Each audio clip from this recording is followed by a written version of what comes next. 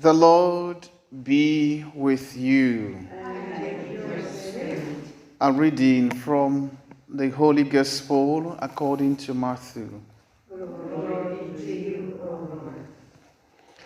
At that time, Jesus said to his apostles, "Preach as you go, saying, the kingdom of heaven is at hand. Heal the sick, raise the dead, cleanse lepers, cast out demons. You received without pay, give without pay.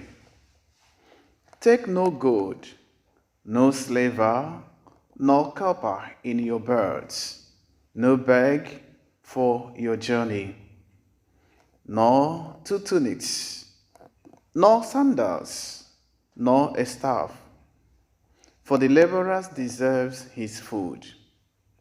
And when whatever town or village you enter, find out one who is worthy in it, and stay with him until you depart. As you enter the house, salute it. And if the house is worthy, let your peace come upon it. But if it is not worthy, let your peace return to you. And if anyone will not receive you or listen to your words, shake off the dust from your feet as you leave that house or town. Truly, I say to you, it shall be more tolerable on the day of judgment for the land of Sodom and Gomorrah than for that town." The Gospel of the Lord. Praise to you, Lord Jesus Christ.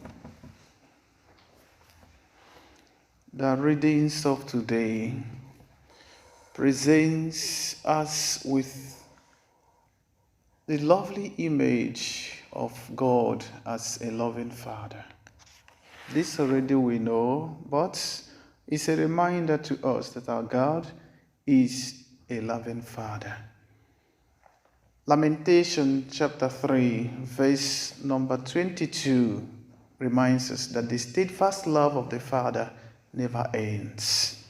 They are new every morning.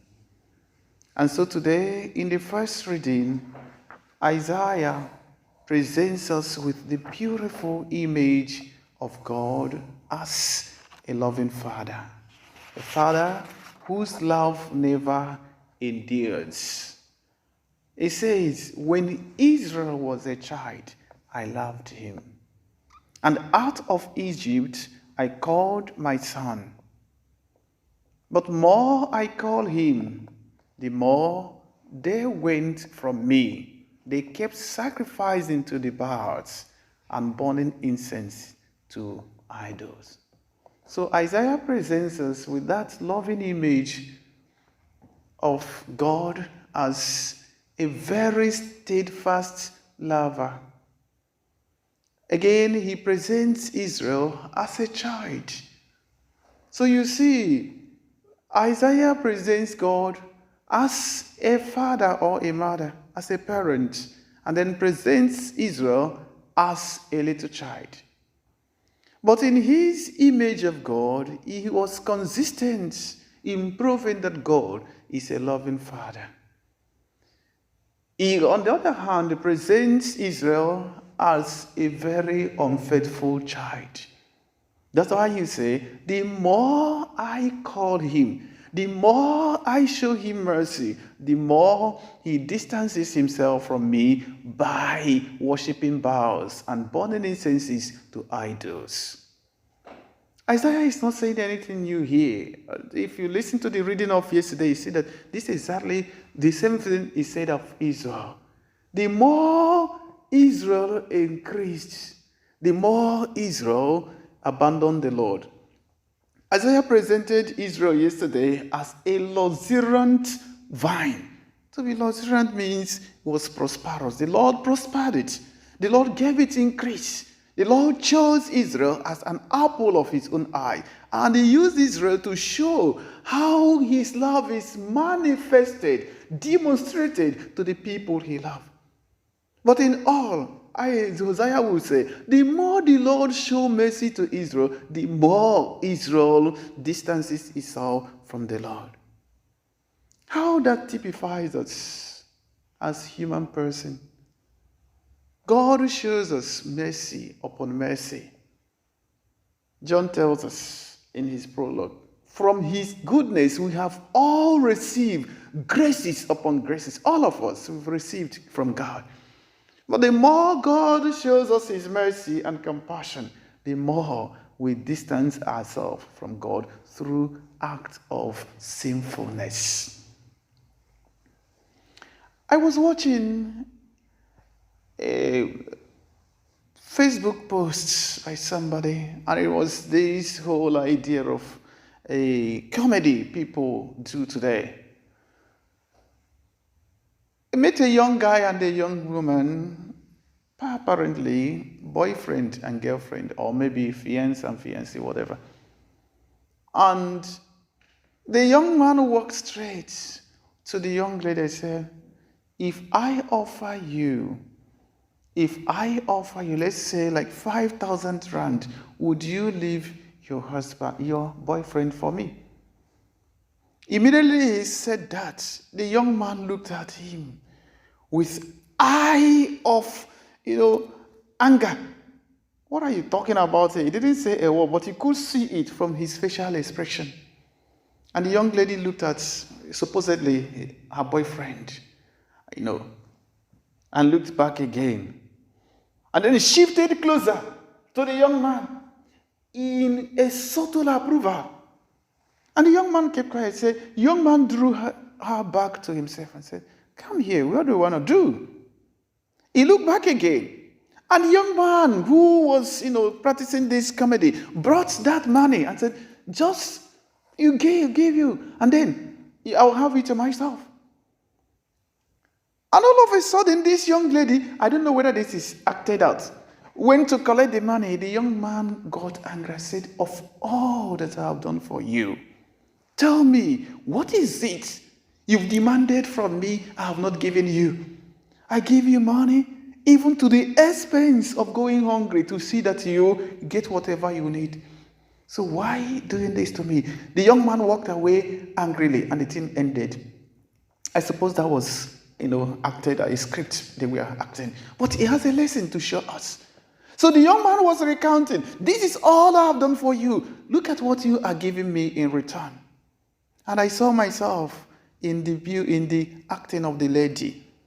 God has gifted me with a lot of things, life, good health, everything. But how do I pay God back?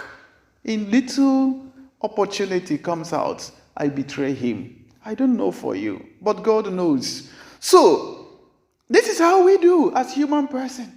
The more God blesses us, the more we prove ungrateful to God. As I was reflecting on this, something came to my mind. Do you know act of ungratefulness is idolatry before God? What is idolatry? Idolatry is when we take what belongs to God and give it to something else. When God has blessed me, if I refuse to say, God, thank you for what you have done for me, I am giving it out to something else. It might be my own time. It might be myself. It might be. I am taking that glory of God to something else. Therefore, I am idolatrous. There is something I want you to note again from this. You see, love and gratefulness go together. Love and gratefulness. Anybody that loves you will be grateful for anything good you have done for him. And I will give you an example. If you have fallen in love before, I have. I don't know for you. And somebody you are in love with buys you a wristwatch of 200 rand. And now another person buys you a wristwatch of 500 rand. Maybe the person who buys you that wristwatch of 500 rand has no serious emotional affiliation with you. Which one do you think you are going to value more? I suppose the one of 200 rand given to you by somebody you truly love. I know this to be true of everybody. So you see, the value we attach to the gift we receive is the value we attach to the giver. If you love the person who has gifted you with a gift, you must definitely love the gift given to the person. And this is why, if we love God, we appreciate what God has given to us. And what God has given to us, we do nothing but to return us to God in gratitude of heart, in gratefulness. And so, when God has done something to me, I do not value it. I can't come to God to say, Lord, thank you for what you have done to me. And this is why it's unfaithfulness. This is why it's idolatry. This is why it is injustice to God. And I am that person who is unjust to God. In the gospel reading of today, the Lord tells his disciples, you have received freely. Give freely. So all we have received freely from God, let us give God freely his praises, adoration that is due to him. So once again in this Mass, let us humbly ask God for the grace of gratitude of heart, that we may come with it before him, to acknowledge him for all we have received from him, and also to be sorry, truly sorry, for our ingratitude. For we are Israel that is ungrateful. Peace be with you.